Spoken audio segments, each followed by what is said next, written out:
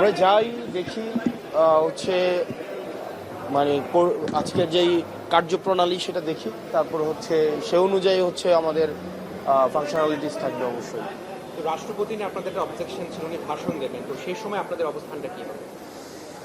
রাষ্ট্রপতি তো তার শপথ ভঙ্গ করেছে এবং সে তো ফেসিস্ট অ্যানাবেলার, এবং এই কিলিং প্রসেসটাকে সে হচ্ছে সহযোগিতা করেছে জুলাইয়ের। তো সেই জায়গা থেকে তার মোরাল তো কোনো গ্রাউন্ড নাই আজকে জুলাইয়ের মধ্য দিয়ে অর্জিত এই পার্লামেন্টে এসে ভাষণ দেওয়ার।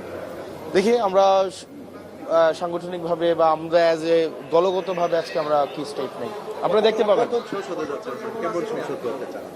অবশ্যই এটা ফাংশনাল আমরা একটা পার্লামেন্ট চাই, যেই পার্লামেন্টে জাতির সকল সমস্যার সমাধান হচ্ছে পার্লামেন্ট থেকে উঠে আসবে, অংশগ্রহণমূলক একটা পার্লামেন্ট আমরা চাই।